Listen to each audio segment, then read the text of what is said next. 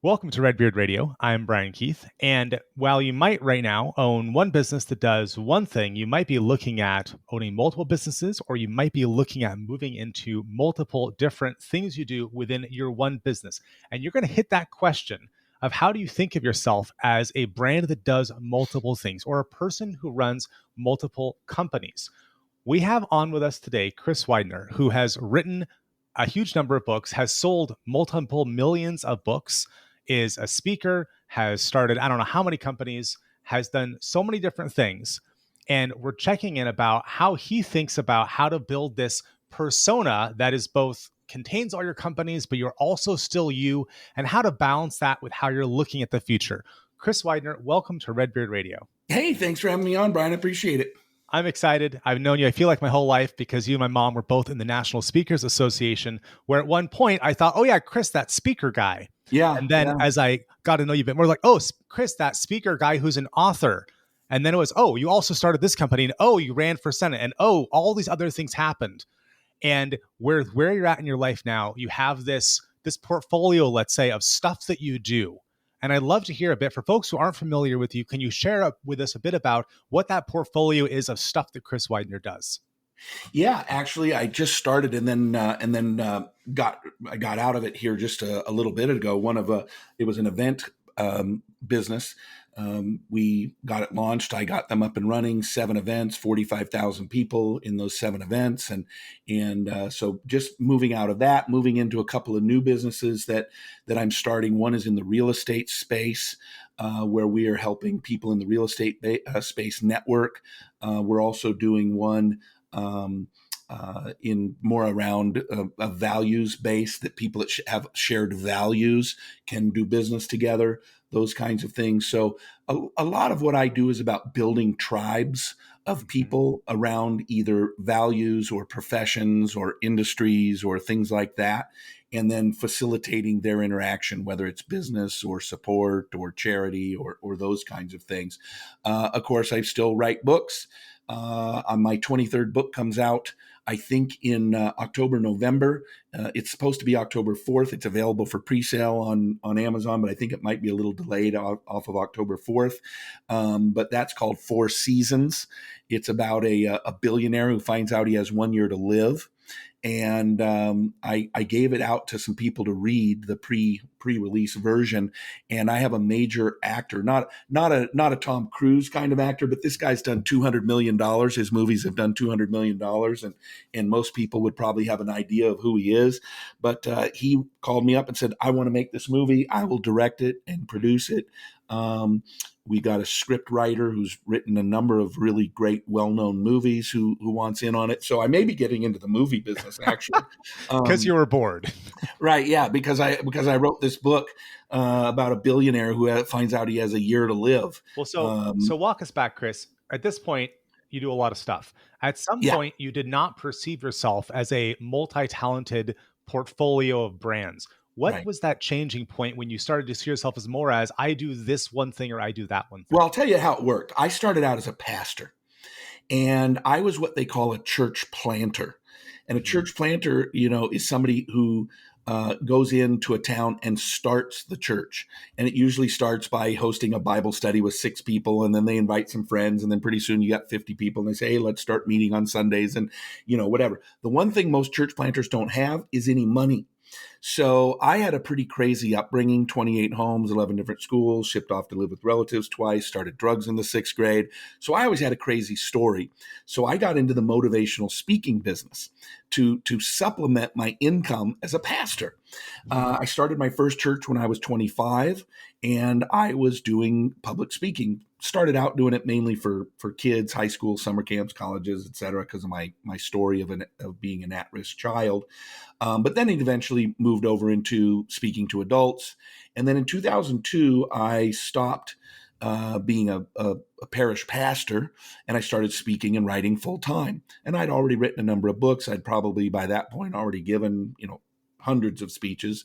And then I kind of really hit the mother lode the first 4 years of the 2000s. I was asked by a guy named John Maxwell to ghostwrite for him, so I wrote his nationally syndicated column. I was then taken under the wing of a guy named Jim Rohn, ROHN. Most people who know of him know that he's the guy that gave Tony Robbins his first start. Tony was selling Jim Rohn seminars when he was 17. And then shortly thereafter, I had started a business selling audio programs through Costco and Sam's Club. We were selling 50 to 75,000 boxes a month of motivational material through Costco and Sam's Club. And one guy we had in every box was a guy named Zig Ziglar, who I believe is, the granddaddy of all motivational speakers. I ended up with a television show with Zig. So, that's sort of the general trajectory. But most people, when I got into the speaking business, it was really starting to boom. Zig and some of those Cavett Roberts and those guys that started the National Speaker Association, I think they had 100 members. Well, now I think there's probably 2,500 members and probably 15,000 former members of the National Speaker Association. So everybody's a speaker now. And I realized early on this whole idea of multi-streams of income, right? In fact, when COVID hit, I had created a program for professional speakers. I had 45 speakers who I interviewed, who together, the 46 of us had done $1 billion in the speaking industry. And one of those was your mom. I interviewed your mom for part of that deal. And I realized, and I was selling that program, I realized when COVID hit how many speakers there were who were making $150,000, $200,000 a year speaking, but that's all they had. And now they're driving Uber because they had nothing else. Well, when I lost all my speaking business during COVID, I had all sorts of other things. I had royalties, I had courses, I started a membership. I started a membership thing, $9 a month with a friend of mine. And in 6 months, we put 3,600 people into a $9 a month ongoing membership program. So I've always believed you can't put all your eggs in one basket. You got to figure out multiple streams of income. Now, in the speaking world, they can all be within the speaking world, of course. So I make money on speaking. I make money on books. I make money on audio programs. I make money on video programs. I make money on courses. I make money on coaching, group coaching, individual coaching. I make money on consulting. So there's a wide variety of ways to make money in the different formats of exchanging that information. But I never say I'm a speaker. I heard a woman say once, and it was brilliant. She said, speaking is not a business, it's a strategy. So people who say I'm in the speaking business, they don't get it. You're not in the speaking business. You're in the information business, and speaking is just one of the ways you get paid to do it. Now, broadening it outside the speaker world, you look at some of the wealthiest people, and they own a wide variety of businesses. Now, granted, they might own one big business that's sort of their cash cow, an Amazon or a Microsoft or, something like that. But then you have a lot of people, like I have a friend. He probably does about $80 to $100 million a year. His big one is in the coffee business, but he's also in the real estate business. Now he's getting into the hotel business, and he grows it. And he's not choosing things that are completely outside of his forte, but he's choosing things that he knows about or that he's passionate about, and he's building those various businesses, and they're all paying him. So. When you look at some of the Forbes 400 wealthiest people, they don't just own one business. They own a wide variety of businesses. But even as a small-time person, somebody who's not in a Forbes 400 kind of situation, you live in a small town, you could own quite a few little different businesses. You could own, you could be a home inspector. And then from there, you also are an electrician and a plumber, or you have an electrical company and a plumbing company. So when you do the inspection, you say, hey, give this number a call. We'll get somebody sent out to fix the plumbing. We'll get somebody to come out to fix the electricians. So you end up owning complementary businesses where you So can do yourself. When you're looking at a new opportunity, you don't have the thought of, oh, I don't know how to do that. You have something else go through your head when you're looking at adding another business to your portfolio. How do you think about that? Well, it has to be something I'm passionate about. It has to be something I care about. There's almost there's tens of thousands of businesses I'm never going to get in. Somebody could say, you could make $1 million a year. I'd say, I don't care. I have no interest in it whatsoever. But so it would have to be something that I find interesting or fascinating or whatever. I'm not doing it for the money. But if it is interesting and fascinating to me, I would only do it if there was some money involved. So I would think, you can do something that you can do, or you can do something that you can build and hire somebody else to do, because there's entrepreneurs, and then there's um, salaried people, and a lot of people don't want the risk of being an entrepreneur, but they'd be happy and they would do a great job as an employee. So you can always hire to your weaknesses. I'm starting a company now. In fact, right before this, I was on the phone with a private equity guy out of Dallas, and I am a visionary leader. I'm big picture, big idea. I am not the guy you want tracking details. Hmm. And this new business is going to require a lot of details and a lot of spinning plates. And so I'm looking for a COO who can scale a business very quickly and not be overwhelmed by a ton of minutia. Somebody whose brain works that way. I think God wires different people differently. Some people are just like, I am not a math person at all. You want me to just feel overwhelmed? Hand me an Excel spreadsheet, but my son can just swim in Excel spreadsheets. But so I think it's important to understand your strengths.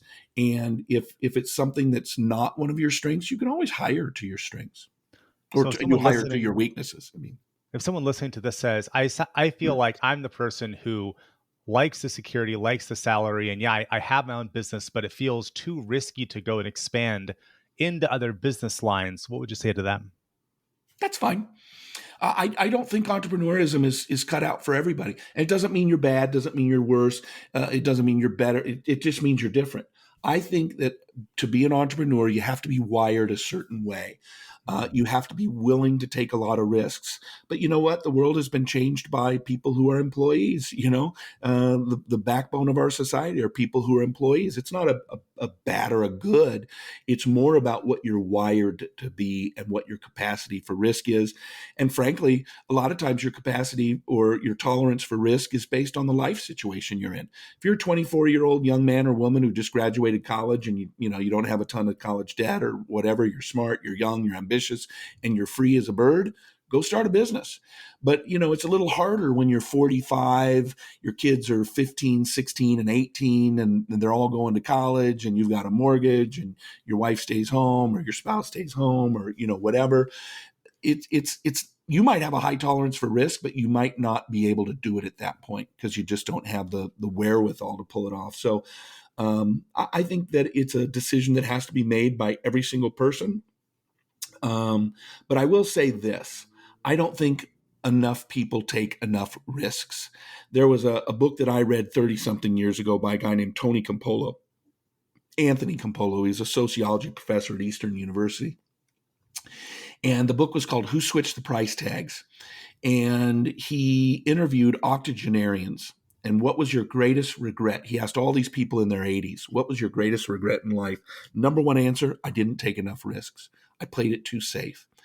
A lot of folks are they're working for somebody else and they hate it, they don't like it, they've got an idea, or they want to go out on their own, and they can't, or they won't. And I think that it makes me feel sad that there's a lot of folks that 30 years from now would say, I wish I would have done that. And so I think everybody ought to really look at their risk tolerance and push it a little bit more. But that's coming from a guy who, I mean, heck, I'm willing to change. People ask me all the time, was there any benefit of going, living in 21 homes and going to 28 homes and going to 11 different schools? Yeah, I learned to make new friends really quickly. I learned to accept change. Change doesn't scare me. But I know there's a lot of people, they've lived in one home and they went to 4 schools. They went to their elementary, their middle school, their high school, and their college, and that was it. The only time they changed schools, they were still going to school with the same people, and that's okay. Totally fine. It takes a wide variety of people to make up the world. Let's talk about belief. I have a couple friends who are formerly employees who I've supported them in starting their companies, where they went from this thinking this is all I'm able to do, this is fine, to leaving their employee, leaving being an employee, and now they're looking for clients, and I've helped them find some clients, develop their skill set. I bring these people in on my clients to help them build out these companies. And one of the things these friends say is, wow, you believed in me, and that made all the difference. And they have a short list. Usually it's like 3 people who they say, these 3 people believed in me when I was starting, and it made all the difference. For people who don't already have that list of 3 people in their life, but they think they want to start something or they want to expand something, how do you go about finding those people to believe in you? Well, I will first of all say I agree with that 100%. Early on in my career, a guy named Mike Murphy was the president of Mars Candies, and he was one of my first mentors. And when I went out to start a church in Seattle, um, he started sending me a monthly check. Well, he sent me the first one, and I thought, oh, that's really nice. And then the second one came, and I went, oh, wow, that's great. He sent me another check to help support the church. And when the third month came around, I picked up the phone, I called him up, and this was probably September, October of 1991. So 31 years ago. And I was 25 years old. And I can still remember him saying, Chris, I believe in you. And I remember thinking, wow, this highly successful guy who runs a $30 billion a year business says he believes in me. And it was like, as the old song goes, wind beneath my wings. It was like, wow, this guy. And then I was fortunate to have a lot of boosters who believed in me. So if you have those folks, use that belief to perpetuate your business, to move forward, to energize you. If you don't have people like that, you need to believe in yourself. First and foremost, you have to believe in yourself. And I believe that belief is one of the single most single biggest contributing factors to whether or not you're going to be successful or not. And I'll give you non-business examples. If you believe that you are a fat person, if you've always been fat and you look in the mirror and you think of yourself as fat, you will probably always be fat because your belief system is like a thermostat. Your belief system, what you believe you are, will always correct you when you begin to not be that. Mm-hmm. So if you have your thermostat set for 70 and it's 80 degrees outside and you open the door, your thermostat says, "Uh-oh, we're supposed to be at 70 degrees. It's now 72. We got to turn on the air conditioning." Turns on the air conditioning, brings it to 70. If yours is set at 70 and it's 60 degrees outside and you open the door, all of a sudden it's 68. Thermostat says, "Nope, we're supposed to be 70. Turn on the heat." And it brings it back to 70. I think you see the same thing with wealth. If you view yourself as a poor person, if you grew up in a poor family or a family that maybe never went to college, nobody went to college, or nobody ever made $100,000 a year, or any of those kinds of things, you tend to believe, well, I'm a blue collar person. I'm a poor person. And it's not I happen to currently be poor. It's our identity. It's our belief system. And it's why people will win the lottery for a couple $1,000,000 and 3 years later they're broke. Why? Their internal self-esteem, subconscious said, "Whoa, you can't have $2 million. You're a poor person." And it might even happen at a subconscious level. I'll give you an example. My son, he when he got out of, he was 22, 21, something like that. And he applied for Sleep Country USA. Remember Sleep Country USA up in Yeah. there, the Northwest? Sunny Kobe Cook. She sold Right. it. Yeah. She sold it to Sleep Train. My son went in for an interview to sell mattresses. Well, they had the regional director, they had the state director, and then just out of happenstance, the owner of the company happened to be in town, and he said, "I want to sit in on the interviews." So they sat in on the interviews, and one of the last questions was the owner of the entire thing, 300 stores, says to my son, who's 21, "So if you make 50% of your goals, you'll make $50,000 a year. If you hit 80% of your goals, you make $80,000 a year. You 100% of your goals, you make $100,000 a year. And if you do 120% of your goals, you make $120,000 a year. Which one would you choose?" And my son laughed at him. And the guy got offended. The owner of the company got offended. He kind of stiffened his back and he looked and he goes, "You think that's funny?" And my son goes, "Oh, is that a serious question?" And the guy looked at him and goes, yes, it's a serious question. And he goes, oh, 120,000. And then he cocks his head to the side, looks at him and goes, does anybody pick anything else? And the owner of the company laughed out loud and said, yes, actually, most people do not pick that one. And Really? so, yeah, so at the end of the meeting, they said, we'll get back to you. Give us a couple of weeks. We'll get back to you. So Christopher's now in the car driving back, and the phone rings 10 minutes later. And they said, Dan was his name. He owned Sleep Country, or Sleep Country, Sleep Train. Sold it to Mattress Firm, by the way. And they called and they said, Dan loved your answer. So we got home. He got home to the house and he said, Dad, why would anybody pick anything else? And I said, well, son, you're pretty fortunate. I'm a highly paid person. We live in a big, beautiful 10-acre estate. We had an 1,800 bottle wine cellar and swimming pool house, gazebos. And, it was a big, beautiful place. And my friends were, high net worth individuals. They owned apartment complexes and they ran sports teams. And so all the people he was ever surrounded by were people who it was just second nature for them to have money. So he was raised with a mindset. The numbers he heard thrown around weren't, oh boy, he makes $50,000. I mean, he's making a lot of money. It was, I made $2 million last year, or I just bought an apartment complex for $20 million. And so his belief system was completely different. And I said to him, Christopher, there's a lot of people, when I was growing up, I think my Uncle Bob was probably the only guy I knew who made $100,000, and I didn't know him very well. There's a lot of people who don't know people who, or they don't have family members who've gone to college or made a lot of money.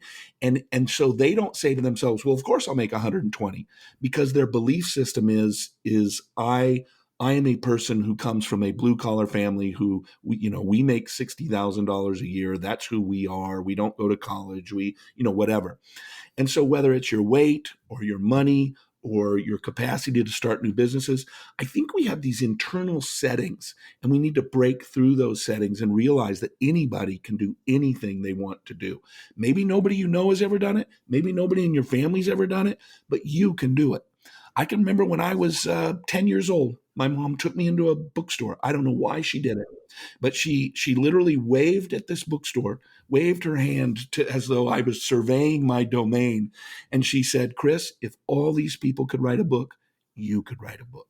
And I've got my 23rd book coming out in October. That's And I incredible. just wonder if that wasn't built into my identity, even from Yeah. just an offhanded comment that my mother made one day when we were in a bookstore. Yeah, I grew up with my mother, Linda Keith, CPA, traveling all around the nation, teaching bankers how to make better loans. And I just thought, well, of course, I thought here's how ignorant and naive I was as a kid. I thought that everyone's mothers, of course, traveled all around the country educating professionals on how to do their jobs better. Yeah.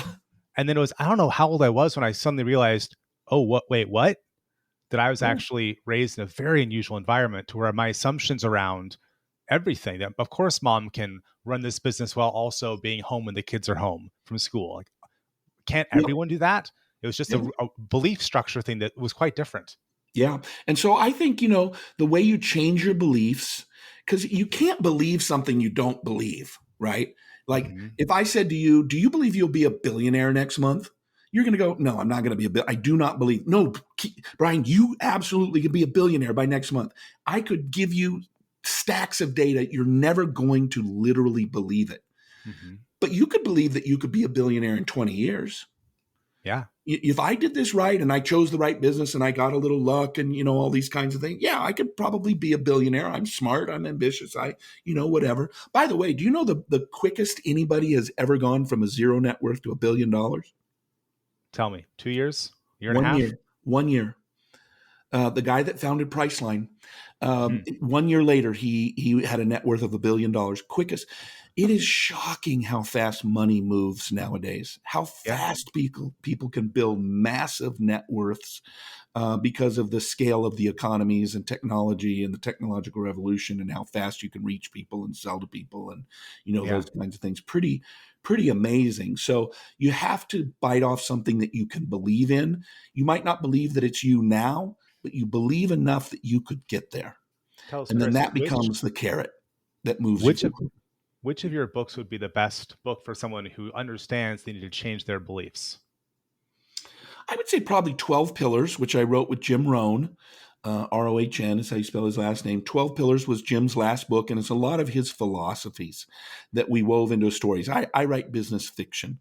The other book that I would be, it's my favorite book that I ever wrote. It's the only book that I love, love, love. There's a few that I love, but the one that I love, love, love is called The Angel Inside. And it's about a 28-year-old kid who finds himself on the last half day of his European vacation sitting on a park bench at 1 p.m. in Florence, Italy. The entire book is one half day that he spends with a little old Italian man who teaches him life lessons from the life of Michelangelo, and in particular, the creation of the statue of the David. And how the David, the marble for the David, had literally been sitting in a workshop in Florence since before Michelangelo had been born. 3 other people had been sort of given a commission on this piece of marble to do something with it, but it was a thin piece of marble, and most artists looked at it and said, "Yeah, the minute I hit that with a chisel, it's just going to break." So nobody ever did. And Michelangelo had grown up. He did a small little relief called the Battle of the Centaurs, which kind of made him famous. He went to Italy. He did what I consider probably his greatest masterpiece ever. It's called the Pieta. It's Mother Mary sitting in a chair with the dead, full-grown Christ laying across her lap. It's in St. Peter's Basilica. It's hauntingly, chillingly beautiful. It's really, really a beautiful place, a beautiful piece. That made him even more famous. He went back to Florence, where he was raised, and then did the David. He was commissioned with the David, and he thought he could work on that piece of marble. And while he was working on it, the way we get the title, The Angel Inside, it's an apocryphal story. A little boy walks up to him and says, "Mister, why are you hitting that rock?" And he looks at him and he says, "There's an angel inside and I'm setting him free." And he saw what was inside. Everybody else saw what was on the outside. He saw what was on the inside, and he knew all he had to do was remove everything else. And it was already in there. And that statue of the David is arguably the greatest and most well-known statue in the history of the world. I mean, there's the short list of statues that other people would know of. You're talking the Thinker, you're talking the Venus de Milo, and if you count the Statue of Liberty as an actual statue, the Statue of Liberty. It's arguably the top 4 statues of all time, and 3 other artists couldn't see what was inside. So the book is about how to see what's on the inside, to see the powerful you that exists on the inside, no matter what is on the outside. Somebody says you're too short, you're too tall, you're too skinny, you're too white, you're too black, you're too, whatever. You're never too something, because there are people from every background, rich people who don't make it, poor people who do. It doesn't matter. There's some people that might have a head start. It doesn't matter. You think about people who have come from all sorts of backgrounds and achieved world-class success, and it all stems from being able to see the power inside of you. Well, folks, I'm inspired. And if you are too, chriswidener.com is the place to go and see a lot of Chris's work. That's CHRISWIDENER.com. Chris's books are also all over Amazon. And you can find Chris on all kinds of other social media. Chris, thank you for talking with us about belief and becoming a multi-portfolio or multi-brand portfolio. Just a lot of great content in this chat. Awesome. Thanks for having me, Brian. Appreciate it. Anytime.